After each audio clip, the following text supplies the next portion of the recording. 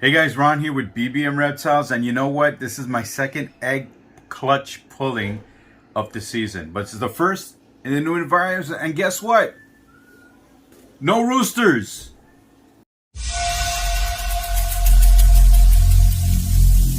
Every single day, I'm gonna make something great.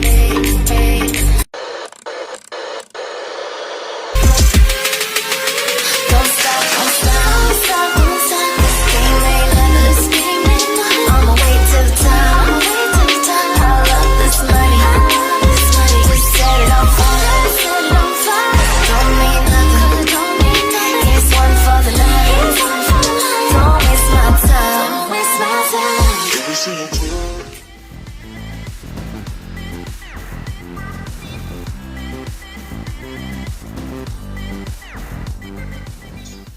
She has, and I don't think she has that many, but let's see if I can actually recoil her. I'm pretty sure that she's done just because of the coil. And right here, this is a pastel. She's 100% het for lavender albino, and she's looking to tag me, so I am going to grab her so she doesn't tag me.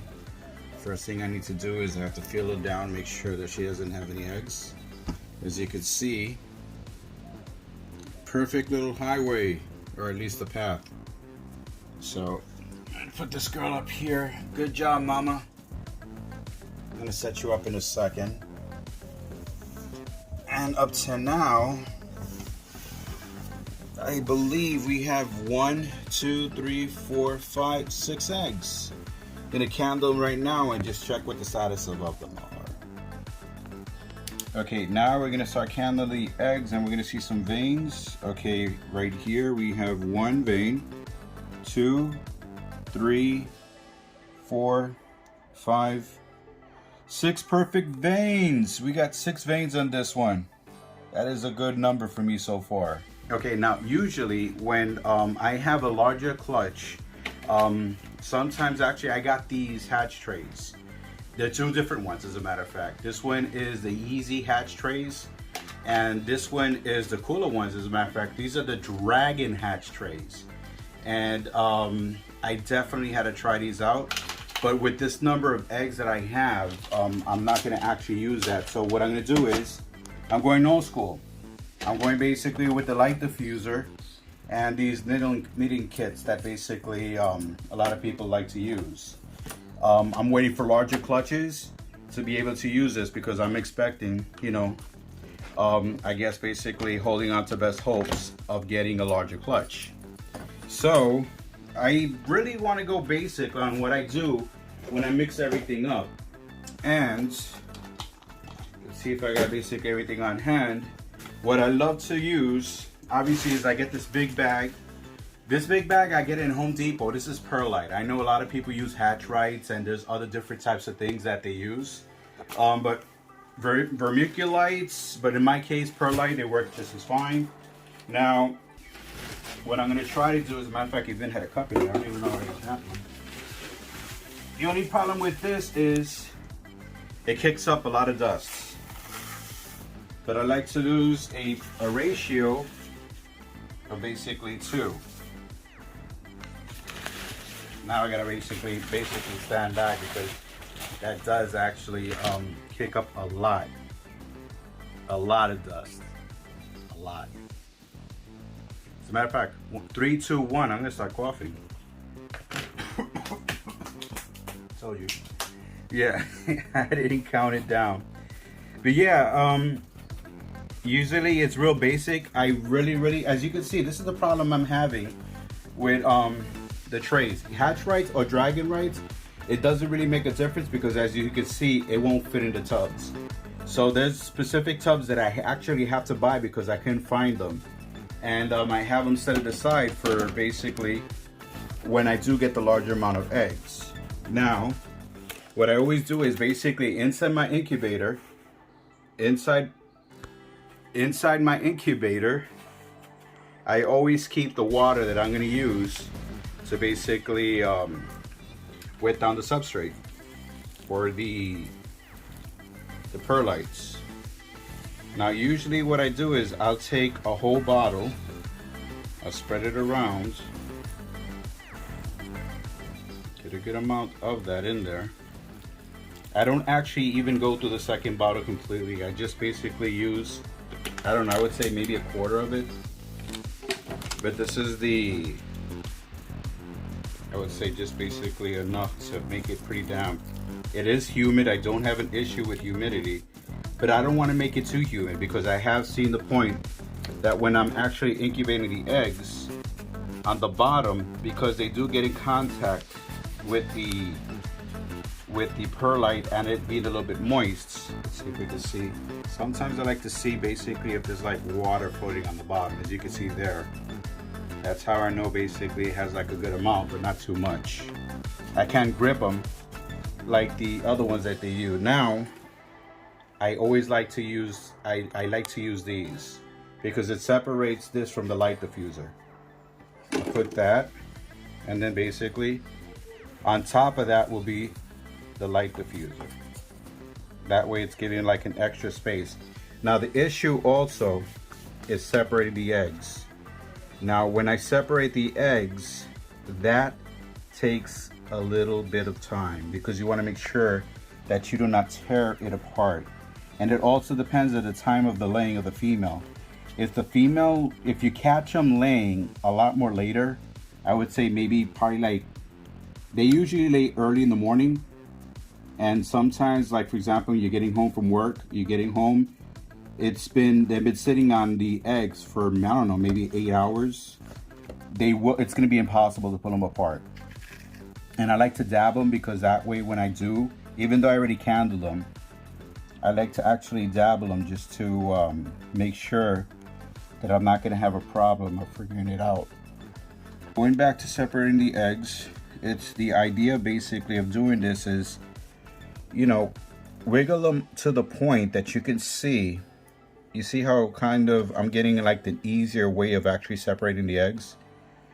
I'm not gonna pull on them because, you know, and I've seen breeders actually pull a little bit too harder.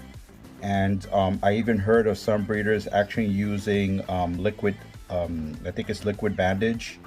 I tried at one time when I had an issue with some eggs that they were leaking.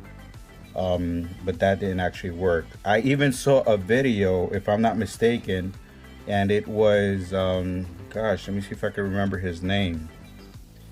The guy that chuckles a lot when he does his videos, my goodness.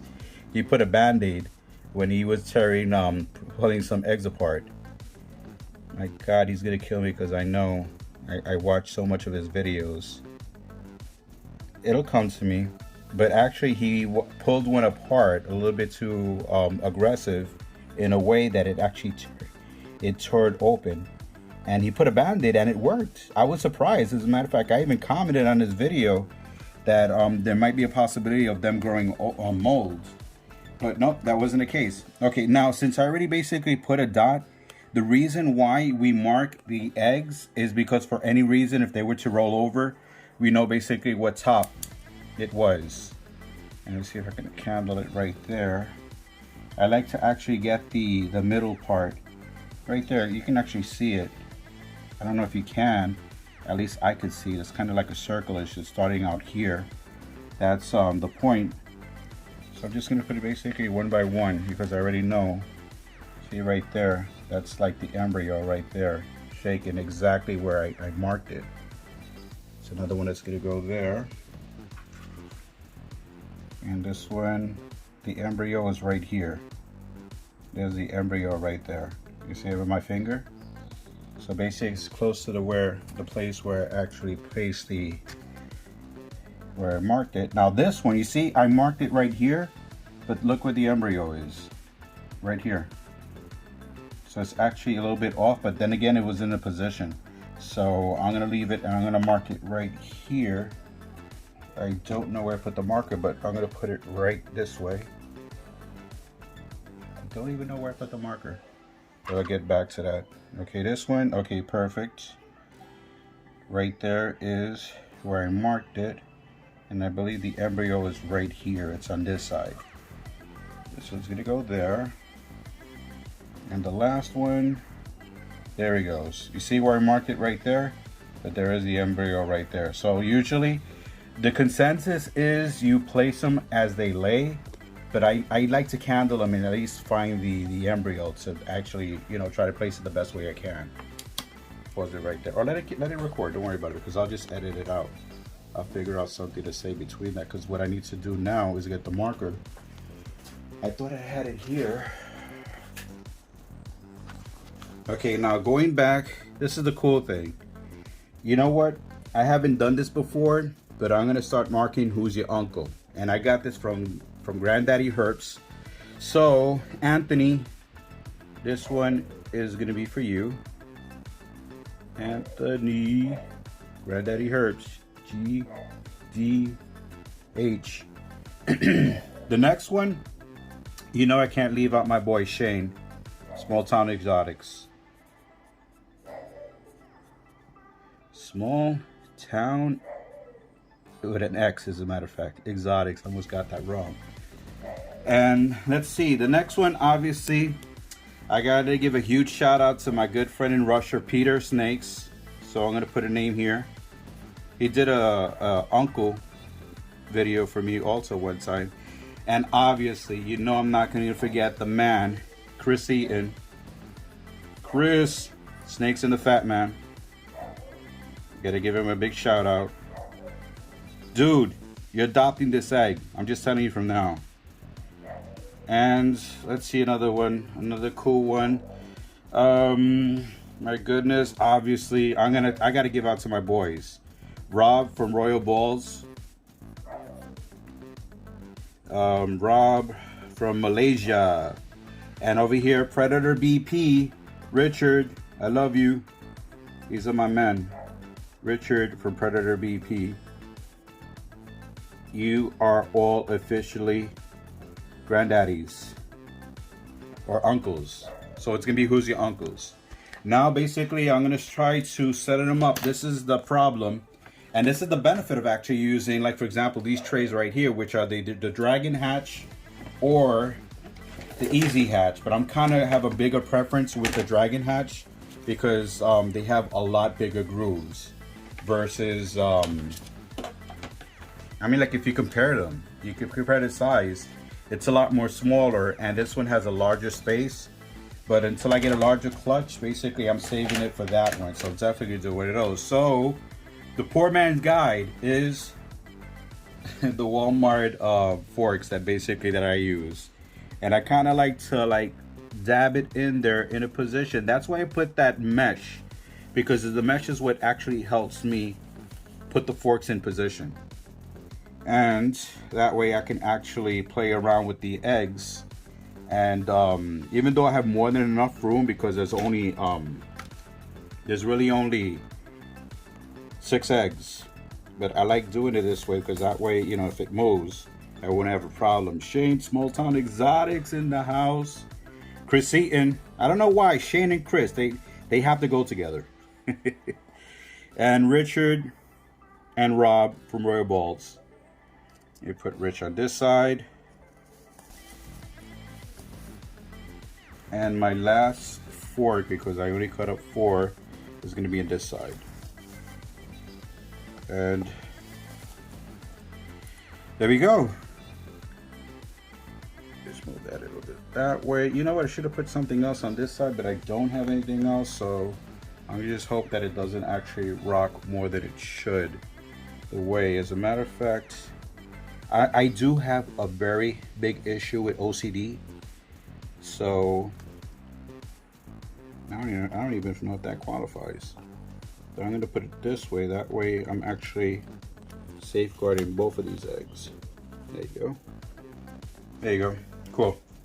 All right, 6 eggs. 6 eggs. Next stop is the incubator.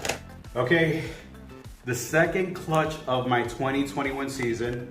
First one is a chocolate pastel desert ghost head hypo to a clown, and it's due on June 15th.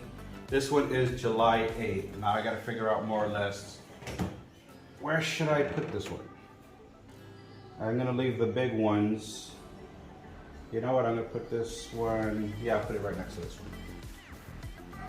putting it right next to the next one that's gonna come out. I mean, like I could put it on top. Let's see, does it fit on top? Yeah, it fits on top. I'm gonna put it on top.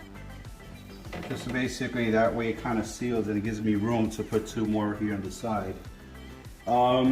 Yeah, I'm happy. June 15th, as a matter of fact, you know what, it's easier that way to accommodate it basically because I guess the way that I have it.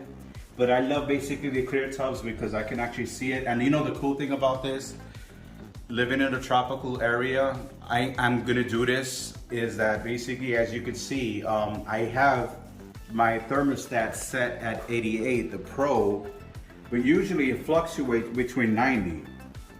It fluctuates basically between 90.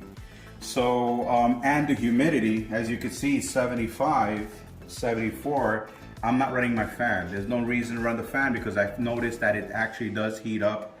I've like I said, it's a regional thing, working with it out and knowing what works for you. Something that I am really excited that I'm gonna start doing now that I'm getting back to the YouTube videos is I wanna actually give you a perspective. You can leave the door open, there's no issues.